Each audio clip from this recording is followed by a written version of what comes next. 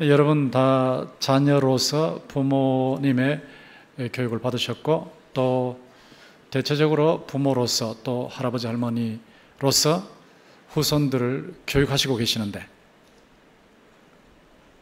자녀 교육 어떻게 생각하십니까? 저희 아버님께서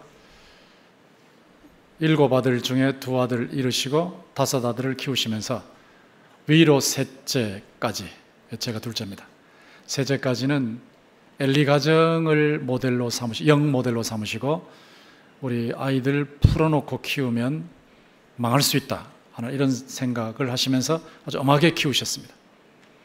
그 밑으로 둘은 위에 셋을 엄하게 키우니까 정이 들지 않아서 서로가 힘들더라 그러셔서 밑에 둘은 풀어 키우셔서 그냥 어릴 때 아버지 등에 막 타도록 이렇게 만드셨어요. 아버님께서 이 자녀 교육의 균형이 정말 힘들다 이런 고백을 하셨는데, 제가 세월이 지나고 나서 부모가 되고 할아버지가 되어서 실제로 교육을 시키고 있는데 정말 쉽지 않습니다. 균형을 잡기가 쉽지 않습니다. 교훈과 훈계의 균형, 부드럽게 교훈하면서도 따끔하게 훈계할 수 있는 이 균형, 누가 나는 100% 잡았습니다 하고 큰 소리를 할 수 있을까요? 이 균형 교육, 자녀를 키울 때 균형 감각이 얼마나 중요한지, 오늘 성경에 보면 2 가정이 나오는데 엘리 가정과 사무엘 가정이 나오죠. 엘리 가정을 놓고 봤을 때 여기 22장 29절에 보시면, 너희는 어찌하여 내가 내 처소에서 명령한 내 재물과 예물을 밟으며 내 아들들을 나보다 더 중히 여겨 내 백성 이스라엘이 드리는 가장 좋은 것으로 너희들을 살찌게 하느냐. 자, 엘리 가정을 두고 하나님께서 하나님의 사람을 통해서 책망을 하시는데, 어떻게 재물을 멸시하느냐, 하나님께 드리는 재물, 또 하나님께 드리는 예물을 멸시하느냐, 요즘으로 말하면 예배를 멸시하느냐. 엘리 제사장의 자녀들이 제사장들로서 그 재물을 하나님께 드리려면 고기를 삶는 과정이 있는데, 여인들이 그것을 삶을 때에 거기 가서 사환들을 시켜서 갈코리 가지고 그 하나님께 드리기도 전에 고기를 찝어가지고 꺼내서 먹고, 이거 정말 엄청난 죄 아니겠습니까? 거기다가 거기서 수종드는 여인들과 동침하고, 심한 죄를 지은 겁니다. 이런 죄를 지은 것을 엘리가 알았단 말이에요. 제사장이 알았어요. 그리고 모든 백성들이 다 알았어요. 소문이 났어요. 어떻게 저럴 수 있느냐, 통탄을 했겠죠. 그런데 모든 백성들이 다 알아서 엘리의 귀에까지 들린 그 소문을 놓고 엘리 제사장이, 어찌하여 너희들이 이렇게 했냐, 그 좋은 게 아니야, 이런 식으로 따끔하게 훈계를 해서 그 죄를 철저하게 회개하고 다시는 그렇게 하지 못하도록 하나님께 드리는 예배를 중시하도록 만들어야 되는데 그것을 하지를 못했어요. 그 결과로 30절에 보시면 어떻게 됐습니까? 그러므로 이스라엘 하나님 나 여호와가 말하노라, 내가 전에 내 집과 내 조상의 집이 내 앞에 영원히 행하리라 하였으나 이제 나 여호와가 말하노니 결단코 그렇게 하지 아니하리라. 나를 존중히 여기는 자를 내가 존중히 여기고 나를 멸시하는 자를 내가 경멸하리라. 하나님을 존대하면 하나님도 존대해 주시고, 하나님을 멸시하면 하나님도 멸시하시는 징계를 보신다. 아주 엄중한 말씀이죠. 여러분, 이 시간에 예배를 드리는데 하나님을 정말 경배하는 자세로 드리는 예배와 시간 땜하는 자세로 드리는 예배는 천지 차이가 있죠. 여러분의 자녀들과 손자 손녀들이 주일날 학원에 가도록 만들어 놓고 예배에 오지 않게 하도록 한다 하는 것은 예배를 멸시하는 죄죠.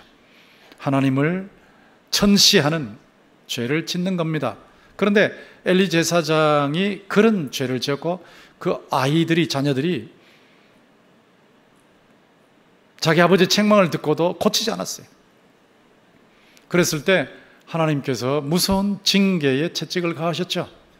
블레셋과의 전쟁이 일어났고 전쟁이 일어났기 때문에 여호와의 법궤를 들고 나가면 이길 거다 하고 법궤를 가지고 왔는데 법궤는 뺏겨버렸고 적군에게. 그리고 이 아군 3만 명이 전사했고 엘리 제사장의 두 아들은 그 자리에서 죽었고 그 소식을 들은 엘리 제사장은 98세의 노인으로서 의자에서 떨어져서 목이 부러져서 죽었습니다. 그리고 엘리 제사장의 며느리는 아이를 낳다가 그 소식을 듣고 나서 이 카보드, 영광이 떠났다. 이 없다. 카보드, 하나님의 영광이 가문에서 떠났다. 이스라엘에서 떠났다. 이런 탄식을 하게 되는, 집안이 다 망해버렸죠.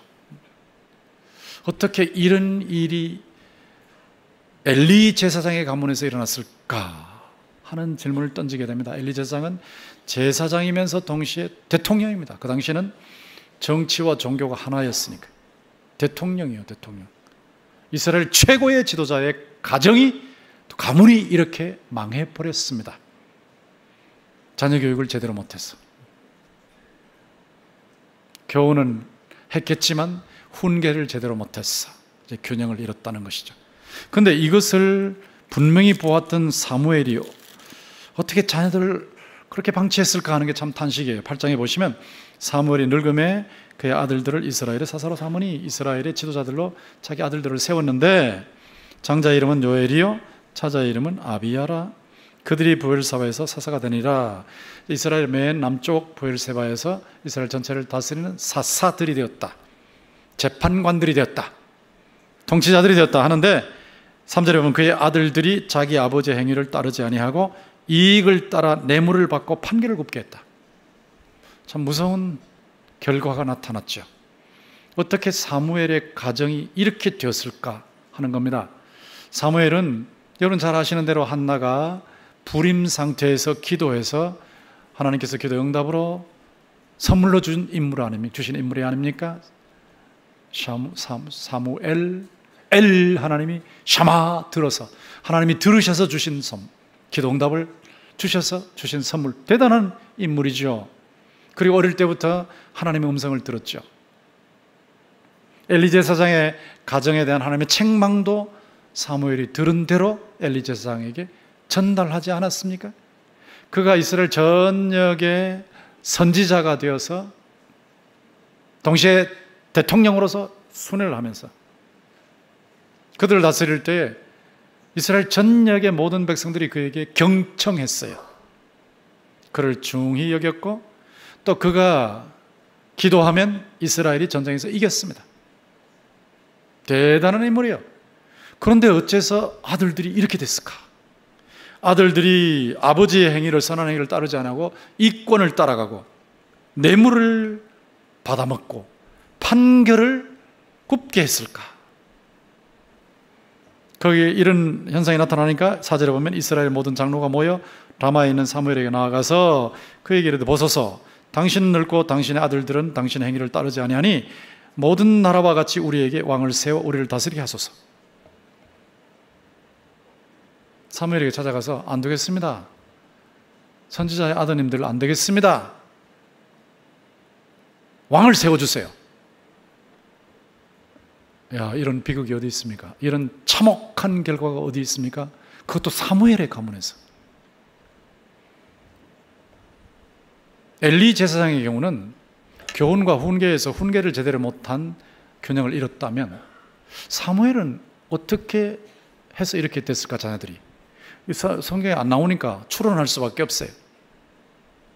여러분 신명기 6장 4절 이하에 이스라엘 교육의 헌장이 나오잖아요. 대헌장 쉐마. 이스라엘아 들으라. 들으라는 게 쉐마입니다. 쉐마. 들으라.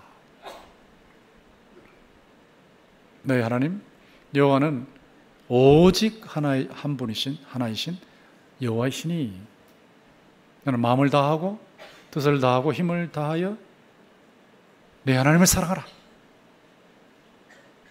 오늘 내가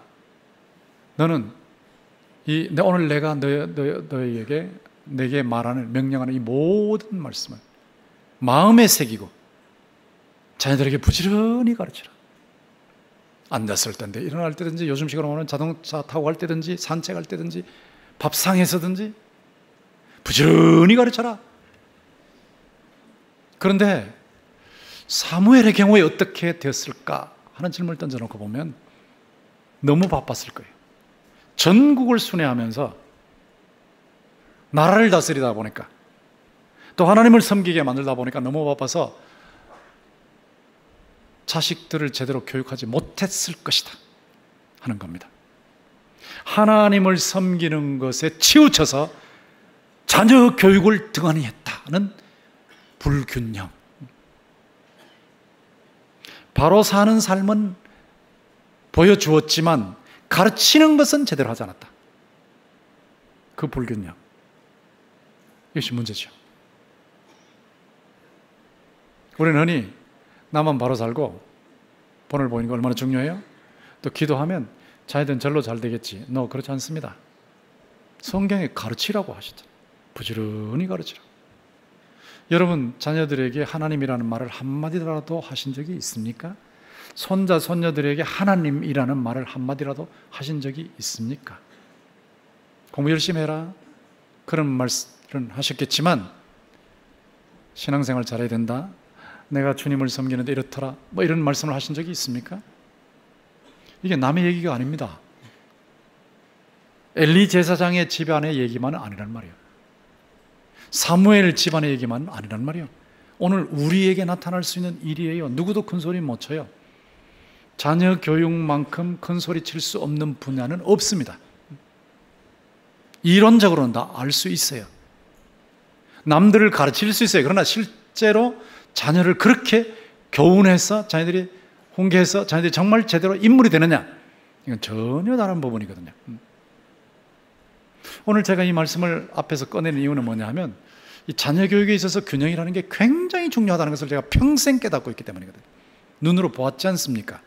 저희 집에서도 아버님의 교훈을 통해서, 교육을 통해서 체험했던 사람이고, 또 주변에 한국 전체에서 두 번째 가라면 서러울 정도로 대단히 유명한 분들의 가정을 알고 있는 사람이에요.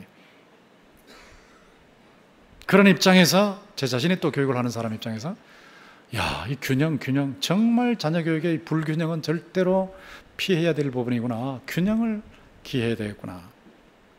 그래서 제가 이 부분에 성경 전체를 통해서 자녀 교육의 균형, 자녀만이 아니고 손자, 손녀를 교육할 때, 또 학생들을 교육할 때, 다음 세대를 교육할 때 균형을 반드시 기해야 된다 하는 그런 차원에서 묵상을 하면서, 연구를 하면서 말씀을 정리한 것입니다. 여러분, 어떤 균형을 가해야 될까요? 저희가 기해야 될까요? 제가 쭉 보니까 성경에 근거해서 보면 제일 먼저 우리가 균형을 잡아야 할 부분이 뭐냐 하면, 자녀는 내 거다 하는 이 착각을 버려야 된다는 말이에요. 내게 위탁된 하나님의 최고의 보물이에요. 하나님의 보물입니다. 내 보물이 아닙니다. 하나님의 보물입니다. 내게 위탁되었을 뿐이죠. 하나님의 보물이요. 하나님의 보물이니까 하나님의 뜻대로 교육해야 돼요. 내 욕심을 부리는 식으로 교육하면 안 된다는 겁니다. 말은 이렇게 하지만 실제로는 부모의 욕심이 있죠. 그러니까 부모의 욕심대로 아이를 막 몰아붙일 가능성이 너무 많은 거예요. 그러면 자녀를 하나님의 뜻대로 교육한다는 것이 무엇일까라고 할 때, 제가 늘 말씀드리죠. 하나님께서 자녀에게 분명히 뭔가 잘할 수 있도록 하시고 이 땅에 보내셨거든요. 그 세 가지 질문을 던져보면 돼요.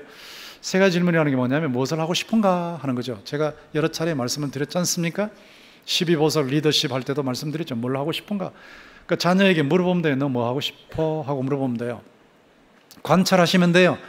아이가 뭘 하고 싶어 하는가 관찰하시면 돼요. 또 뭘 잘하는가, 하고 싶다고만 해서 되는 건 아니거든요. 잘해야 되거든요. 하나님께서 재능을 주실 때는 반드시 잘하게 하시니까, 전 세계 최고는 아니랄지라도 상대적으로 잘하게 하시니까 무엇을 잘하는가 관찰해 봐야 됩니다. 유심히 관찰해야 됩니다. 그런데 첫 번째, 두 번째만 하면 거기서 끝내버리고 나면 애들이 전부 컴퓨터 게임 하겠다고, 평생 그렇게 되니까 놀겠다 그러고, 이거 안 되거든요. 그러니까 세 번째 질문을 던져보셔야 돼요. 무엇을 하면 유익한가? 가정에 유익하고, 교회에 유익하고, 사회에 유익하고, 국가에 유익하고, 세계에 유익한가 하는 질문을 던져보셔야 돼요. 저런 질문을 던지고 당장은 발견을 못해도 관심을 가지시다 보면 어느 기간이 지나면 알게 됩니다. 우리 아이가 이런 면을 잘하는구나, 이런 면에 뛰어나구나 하는 생각을 하게 되는 거예요. 내 손자가 이런 걸 참 잘하는구나, 이런 걸 참 좋아하는구나, 이런 게 뛰어나구나, 이 분야를 하면 잘하겠구나, 이런 게 있단 말이에요.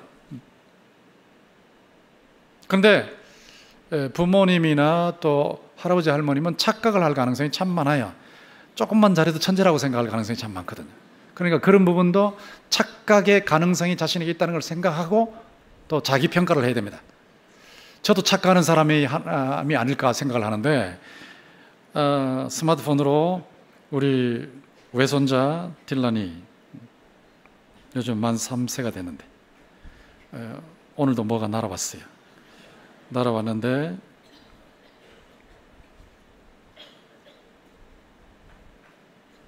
책을, 이만한 책을 펴놓고 막 지가 읽는 거예요. 읽는데요, 만 3세입니다. 만 3세. 막 읽는데요, 막 이만한 책을 펴놓고 막 읽는데요, 막 치카 붐붐 그러면서 막 읽는데 얼마나 빠른지 몰라요. 그 제가 분명히 듣긴 들었는데 뭔가 영어를 하고 있는데 무슨 소리인지 모르겠는 거라. 그래서 제가 이거를 좀 독해를 해야 되겠다, 파악을 해야 되겠다, 암호를 좀 알아내가지고 터득해야 되겠다, 이렇게 하고 딸한테 물어봤죠. 이게 진짜 영어냐 아니면 지가 하고 싶은 말 쫑얼거리는 거냐 그랬더니 진짜라는 거예요. 진짜라는데 이 진짜라고 하는 것을 이 화면에다가 스마트폰으로 깨알 같은 글씨로 쫙 보내놓은 거예요. 그래서 내용을 보니까 뭐냐면 치카 붐붐, A told B, A가 B한테 말했다, and B told C, B가 C한테 말했다. I'll meet you at the top of the coconut tree. 내가 코코넛 나무 꼭대기에서 너를 만날 거야. We said D to EFG. D가 야라고 EFG에게 말했다. I will meet you to the top of the coconut tree. 내가 코코넛 꼭대기 너보다 먼저 올라갈 거야. 막 이런 내용이에요. 이런 내용인데 이 밑에까지 35줄이 넘는데, 한 페이지가 넘는데 이걸 3살 먹은 애가 막 줄줄줄줄줄줄줄줄줄 막 하는데 내가 못 알아들을 정도로 막 3배, 4배 빠르게 막 해요. 그 순간에 제가 천재로구나 이렇게 됩니다. 이 하레비의 착각이에요, 착각.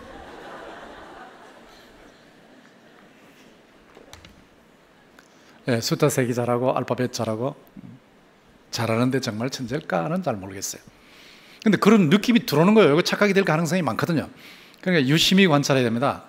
하나님께서 아이를 태어나게 하실 때는 반드시 재능을 주셔요. 뭘 하고 싶은가, 뭘 잘하는가, 뭘 하면 유익한가, 그 적성을 잘 보시고 균형을 잡아주셔야 한다. 하나님께서 주신 위탁하신 보물이라는 것을 기억하면서. 두 번째, 무슨 균형을 잡아야 될 건가? 관계적인 인격이라는 것을 기억해야 됩니다. 그냥 혼자 사는 게 아닙니다. 공부만 열심히 하게 해서 나중에 큰 인물 되겠지라고 생각하시면 착각이에요. 관계 잘 맺어야 돼요. 관계. 부모와의 관계, 형제 간의 관계, 하나님과의 관계, 친구들과의 관계, 만물과의 관계, 자기와의 관계, 관계적 인격이에요.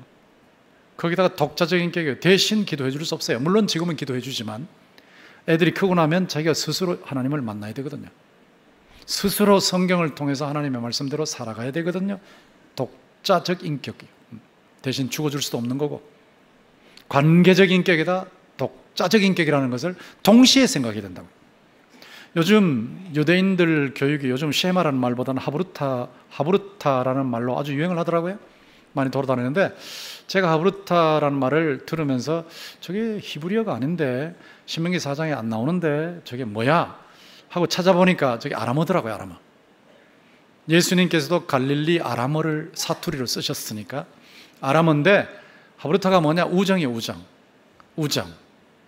friendship or companionship, 이건데 우정인데 공부를 할 때 짝과 같이 한다. 짝과 혼자 하는 게 아니고 2명에서 5명 짝을 지어서 유대인들이 0.2%의 인구로 세계 노벨상의 30%를 휩쓸어 가지 않습니까? 0.2%로 30%를 휩쓸어 가는데 미국에서도 중요한 자리에 영향을 미치는 분들은 거의 다 유대인들입니다.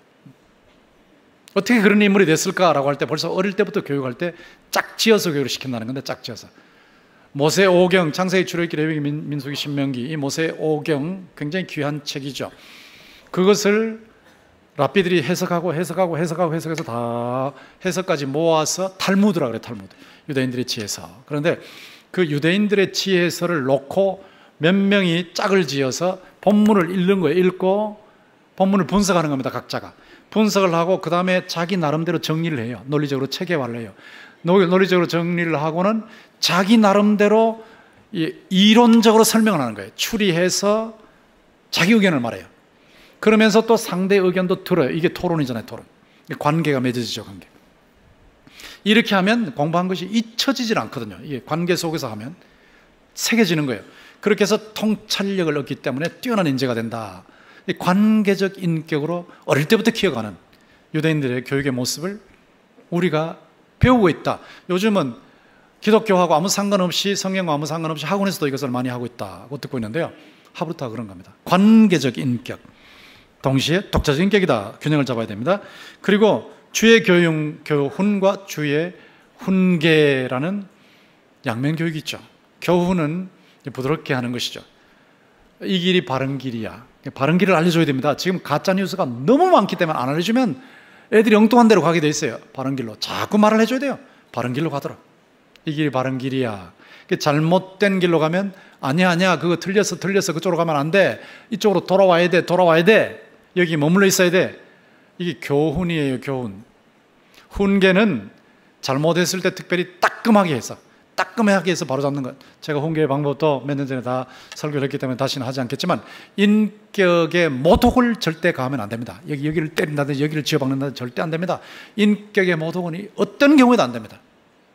인격의 모독을 줄 수 있는 부분은 징계를 하면 안 돼요. 발바닥, 손바닥. 그래서 너무 세게 때려가지고 막 평생 원한이 생기게 하지 마시고 따끔하게.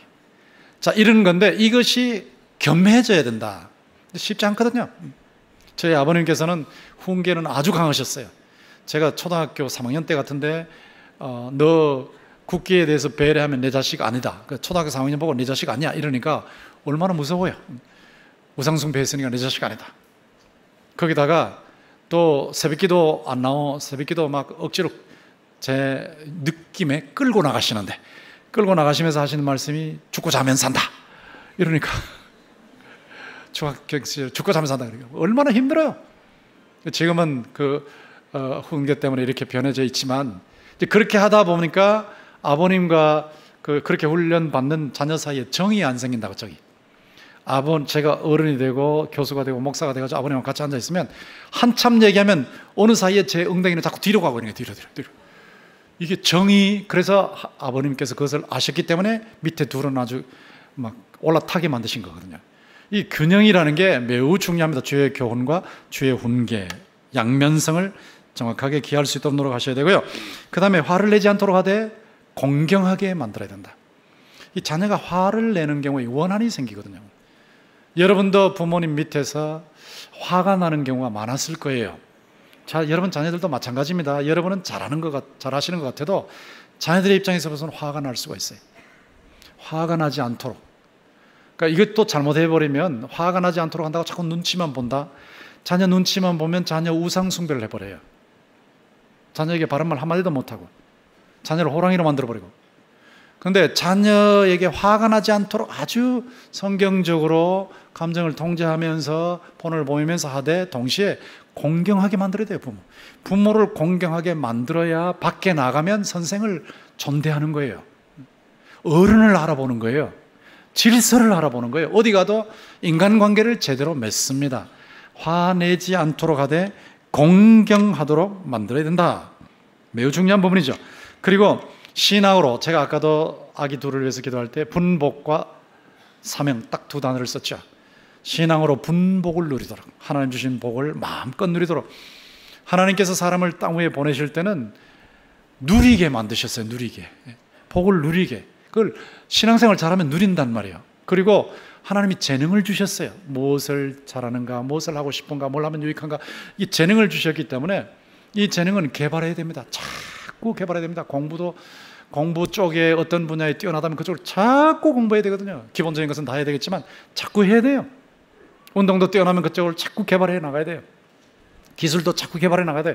그렇게 하다 보면 아주 뛰어난 인물로 변화가 되는 거죠. 그렇게 해서 사명을 감당하게 되는 겁니다. 신앙으로 분복을 누리게 하고 재능을 개발해서 사명을 감당하게 하는 균형을 잡게 해야 된다. 그것이 중요하죠. 창세기 1장 28절 한번 띄워놓으시고 같이 읽어봅시다. 시작. 하나님이 그들에게 복을 주시며 하나님이 그들에게 이르시되 생육하고 번성하여 땅에 충만하라. 땅을 정복하라. 바다의 물고기와 하늘의 새와 땅에 움직이는 모든 생물을 다스리라 하시니라. 자, 그대로 놓고 보세요. 복이 있죠. 복. 저기 분복이에요. 분복. 모든 존재에게 복 주셨어요. 주셨는데 누리면 되는 건데 못 누리는 거예요. 못 누리는 거. 관계가 잘못돼서 못 누리는 거예요. 신앙이 잘못돼서 못 누리는 거예요. 누려야 돼요. 그리고 다스리라는 것은 각 분야에서 다스리는 게 한 사람이 다 할 수 있는 건 아니니까. 한 사람이 우주를 지배하는 거 아니니까. 뭐 수학 잘하면 수학이고 영어 잘하면 영어고. 근데 처음에는 기본적으로 다 하지만 기술이 뛰어나면 기술이고 예술이 뛰어나면 예술이고 전부 각 분야가 다르단 말이에요. 만개, 뭐 억개도 될 수가 있죠. 그러니까 여러 분야에서 만물을 다스릴 수 있는 재능을 주셨기 때문에 그것을 잘 개발해서 활용하도록 해야 한다는 것입니다. 유대인들이 왜 뛰어나냐 하면 정통 유대인들의 경우는 하루에 4시간 정도씩 모세 오경하고 탈무드 교육을 시켜요.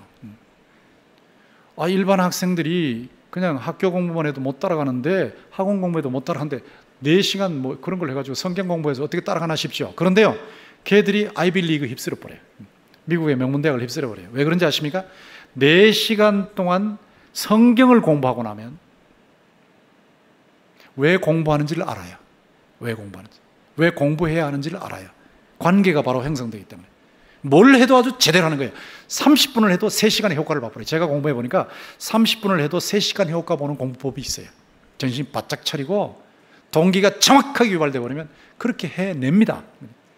제가 메들리 삼위일체 여러 차례 말씀드렸지만 검정고시 할 때 외울 때 3개월 만에 거의 주문들, 중요한 문장들을 다 달달달 외웠잖아요. 그게 된단 말이에요. 된다.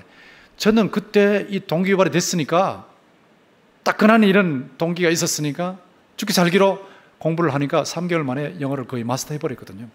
그 다 되는 거예요. 그러니까 중요한 것은 얘들에게 공부를 제대로 할 수 있는 정신을 집어넣어 주는 거예요. 그게 생명사역 제자훈련이라는 겁니다.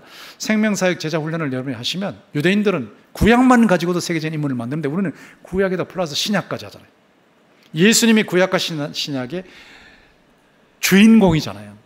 그분하고 접속시키면 우주의 최고의 지혜로운 분하고 접속시키기 때문에 지혜의 창고에 연결되는 거예요. 접속되는 거예요. 그러니까 인물이 나올 수밖에 없는 겁니다. 이런 의미에서 균형을 잡는 교육을 하셔야 된다는 거예요. 근데 여기서 5개로 끝나는 것이 아니고 밑에 또 있습니다. 여러분 어떤 점에서 균형을 잡으셔야 되나? 이거 뭐 다 외우실 수 없고 마지막에 제가 전체를 다 띄워놓을 테니까 마지막에 띄워놓으면 딱 찍어 가셔서 체킹만 하시면 돼요. 체킹. 내가 어떤 면에서 균형을 잡아야 될까, 못하는 게 무슨 부분이냐 이렇게 체킹하시면 되는데 또 어떤 균형을 잡아야 되냐면 공감과 격려를 하면서 동시에 좋은 버릇은 키워줘야 돼요. 공감하고 격려하면서 해야 된다고요. 공감이 뭡니까? 애들이 어렵다 힘들다 그러면 아이고 진짜 힘들겠네, 정말로 힘들겠네, 아이고 우리 딸 얼마나 힘들어, 우리 아들 얼마나 힘들어, 아이고 우리 손자 얼마나 힘들어. 거기까지가 공감입니다. 근데 보통 그렇게 안 하죠. 공감 아예 하지도 않아. 뭐가 힘들어? 이래 버린단 말이에요. 공감 아예 하지도 않아. 공감 아예 하지도 않고 힘들다는 건 막 공감 하나도 안 하고, 나는 공감하는 사람도 말이야, 그래 힘들지, 그렇지만 말이야 하고 얘가 버릴 거예요. 이러면 이제 뒤집어 버리는 거예요. 뒤집어. 아이한테 상처를 주는 거예요. 그렇지만으로 가지 말고 공감만 해버려요. 공감만. 그러면서 나중에 또 바른 교육을 시키면 되는데, 공감을 하고 나서는 그렇지만 말이야, 엄마는 옛날에 꼭 머리밥 먹으면서도 너무너무 잘했다 이렇게 나와버리면 이게 뒤집어진단 말이에요. 공감과 격려를 하면서도 동시에 좋은 버릇을 길러주라는 것이, 그 다음에 인맥을 넓히게 하되 선명한 사람이 되게 하라. 인맥을 넓히다 보면 막 두루뭉술하게 사귀다 보면 막 적당하게 타협해버리고 막 2차 3차 가버리고 적당하게 짓고 이래야 된단 말이에요. 그러면 선명한 신앙생활, 다니엘과 같이 자신을 더럽히지 아니하기로 결심을 하게 만들고, 다 넘어가도 나 하나님 앞에 바로 선다 이런 자세를 갖게 만들면, 다니엘이 순교했습니까? 순교 안 했어요. 바벨론의 국무총리, 페르시아의 국무총리, 두 제국의 국무총리로 그 당시 세계 전체를 다스렸던 거예요. 정말 선명한 신앙생활을 가지면 사회에서 따돌림을 받고 실패하느냐? 그렇지 않습니다. 장기적으로 놓고 보면 그런 사람이 인물이 되는 거예요. 인물. 국가, 이 대한민국도 그런 인물을 지금 기다리고 있는 겁니다. 각 분야에서 눈치 보지 말고 정말로 하나님의 뜻이 무엇인지를 분명하게 알아가지고 국민들에게 유익이 되는 방향에서 목숨을 걸고 나가면 국민들이 따라오게 돼 있어요. 중요한 겁니다. 선명한 신앙, 선명한. 인맥을 넓게 하면서도 선명한 신앙. 제가 늘 말씀드리지만 인맥을 넓히는데 사람이 인격과 실력과 화합이라고 늘 말씀드렸죠. 인격, 캐릭터, 실력, 컴피턴스, 화합, 케미스트리. 그걸 자꾸 넓혀나갈 수 있도록 인격도 키우고 실력도 키우고 사람들과 어울리는 것도 자꾸 해서 큰 인물이 되면서 선명한 영향을 미쳐야 된다. 그리고 운동으로 몸의 근육을 키워야 되고 성경과 기도로 마음의 근육을 키워야 돼요. 여러분 신앙생활 하시는데 성경 안 읽고 그냥 제자 훈련 안 받고 그러시면 마음의 근육은 다 축 처져 버렸습니다. 봉사 안 하고 하시면 마음의 근육 다 축 처져 버렸어요. 운동 안 하시면 근육이 축 처져 버려서 여기 이만큼 터져 내려오지 않습니까? 제가 지난번에도 말씀드렸지만 50견 때문에 4년 고생했다고 했죠. 이게 올라가야지 안 올라가니까. 주여 아무리 해도 안 되고 할렐루야 해도 안 되고 믿습니다 해도 안 되고 올라가지 않는 거. 이건 운동해야 올라가는 건데 1mm 올리는데 면도칼로 잘라서 올리는 것 같아요. 그거를 2년 만에 이쪽 고치고 2년 만에 이쪽 고치고 다 고쳤는데 여러분 중에서 아주 민감하신 분은 제가 축도할 때 이렇게 하는 걸 보시고 말이에요. 목사님 그게 축도입니까? 좀 넓게 하십시오. 남의 사정도 모르고 들고 싶어도 들을 수가 없는데 어떻게 해야 들 수 없는데. 근데 지금은 이거 다 되잖아요. 다 되잖아요. 운동하면 되는 건데 운동하면 목사님 복음을 잘하지 무슨 운동을 잘하나 그러실지 모르는데 이 체력도 하나님이 주신 거죠. 운동으로 몸의 근육을 키우고 성경의 기도로 마음의 근육을 키워야 일을 해내는 거예요. 그리고 우리 교회에 3-5 교육이 있잖아요. 3, 3가지 원리. 쉐마, 예수, 제도. 쉐마가 유대인의 교육입니다. 세계 최고의 인물을 만드는 유대인의 교육입니다. 하브르타로 나타나기도 하지만 쉐마. 쉐마의 핵심이 뭡니까? 딱 4가지예요. 언약, 약속을 지키는 거예요. 신용. 목숨 걸고 신용 지키는 거예요. 지혜. 잠언의 지혜가 얼마나 많습니까? 전신교육. 머리로만 하는 거 아니고 눈으로만 하는 거 아니고 영어를 공부할 때는 눈으로 하고 귀로 하고 입으로 하고 흔들면서 하고 때리면서 하고 이게 전신교육입니다. 전신교육. 유대인들이 전신교육을 하니까 오래 가는 거거든요. 계대교육. 할아버지로부터 시작해서 손자들 다 교육하는 거예요. 기회만 있을 때 그냥 대를 계속 있는 거예요. 대를 계속. 그러니까 예수가 뭐냐? 여러분 잘 아시는 대로 신구약의 주인이에요. 유대인들은 예수님을 믿지 않으니까 참 안타깝죠. 예수님이 성경의 주인공이시고 우리의 구원자시니까 예수님을 알도록, 예수님을 만나도록, 예수님과 교제하도록, 예수님과 접속되어서 예수 생명이 약동하고 흘러가게 만드는 이 교육. 거기다가 첫 번째와 두 번째 하다 보면 제도권에서 떨어질 수 있어요. 저는요 기독교 학교에 늘 강조하는 거 있습니다. 기독교 학교에서 신앙 키우는 거 좋다, 관계 키우는 거 좋다, 글 잘 쓰게 하는 거 좋다, 참 좋은데 서울 강남에서 최고 가는 학원하고 MOU를 체결해서 거기 대학 입학 시험 문제 같이 가지고 가라고. 그래서 그거 가지고 공부시키라고. 중요한 자리에 들어가서 인물이 되도록 청와대에서 최고의 인물이 되고 말이지, 국회에 들어가서 최고의 인물이 되고, 대법원 헌법재판소에 9명 중에 기독교인이 다 들어가 버리면 동성은 걱정할 필요 하나도 없는 거예요. 제대로 된 기독교인 들어가면. 각 분야의 제도권 속에 다 들어가서 기독교인들이 하나님의 영향을 미치게 되기를 주의 이름으로 축원합니다. 정말 죽기 살기로 공부해서 중요한 인물이 돼야 되거든요. 우리 교회에서 대통령을 키워내야 돼요. 제도권입니다. 제도권에 들어가게 해야지 말이지. 자기들끼리는 잘하는데 제도권에 들어가서 거기서 힘을 발휘하지 못하게 만들면 되겠어요? 다니엘처럼 우상의 제국에 들어가서도 그 우상의 제국의 제일 우두머리 느부갓네살 왕까지도 설득해가지고 그 사람이 하나님을 믿도록 만드는 이런 영향을 미쳐야지. 이게 3가지입니다. 세 원리의 균형. 그리고 차원으로 따지면 5차원이죠. 5차원. 5가지 차원이다. 체력, 심력, 지력, 인성, 영성. 늘 우리 교회에서 하는 3-5잖아요. 체력. 몸이 건강해야 됩니다. 몸이 건강하지 않으면 3시간 공부해도 30분 효과가 안 난다니까요. 그냥 공부는 하는데요, 집중이 안 돼. 집중. 그냥 공부는 하는데 꾸벅꾸벅 하고 있어요. 이 공부가 될 리가 있습니까? 체력이 있어야 됩니다. 체력. 좀 기압이라도 넣고 말이야 하고 이렇게 넣고 공부할 수 있는 이런 체력이 있어야 되고, 그리고 기압 넣는 것도 심력하고 관계되어 있죠. 여러분 너무 애들 자꾸 봐주고 하면, 뒤따라다니면서 하면, 군대에 가면서도 말이야 아들이 엄마 나랑 같이 가자 이런단 말이야. 군대 같이 가자고, 군대 같이 가자고, 훈련소 같이 가자 이렇게 되는 거예요. 조금만 힘들면 등치미 이런 애들이 막 툭툭 쓰러져 버리고 말이야. 그 어디서 일할 겁니까? 그 심력이 있어야 되거든. 심력. 고난 속에서도 견뎌내는 힘이 있어야 되거든. 견뎌내는 힘. 독자적으로 이겨내는 스태미나가 있어야 되거든요. 심력이 있어야죠. 키워줘야죠. 힘들 때 아이고 자꾸 힘들지 하고 아까 공감만 하면서 도와주기만 하면 이 아이가 약해진다고요. 혼자 견뎌낼 수 있는 힘도 옆에서 지켜보면서 도와주면서 키워줘야죠. 지력. 지금은 실천적 지식인의 시대입니다. 실제로 해서 먹혀드는 지식을 가진 사람이 움직이는 시대라고요. 말로만 해서 되는 거 아니고, 머리로만 해서 되는 거 아니고, 실제 해보니까 되더라 하는 것을 쇼 보여줘야 되는 시대입니다. 지식이 없으면 회장이 돼도 밑에 있는 사람한테 당하는 거예요. 지식이 없으니까 아무것도 모르니까 이렇습니다 하면 그런 줄 알아버리지. 자기가 그 분야의 전문가는 아니더라도 그 분야에 대해서 기본적인 것은 다 가지고 있어야 되잖아요. 그럼 뭐라 그러면 저게 잘못됐구나 하는 걸 분별할 수 있어야 되지 않겠습니까? 지력이 있어야 됩니다. 인성, 사람이 돼야죠. 사람이 안 되면 아무리 뛰어난 인물도 사람들은 싫어해요. 거기 옆에 사람이 붙지를 않아요. 크게 일할 수 없어요. 영성, 하나님과의 관계. 하나님과의 관계가 바로 잡혀야 돼요. 하나님과의 관계가 단절되면 다 가져도 다 이런 거예요.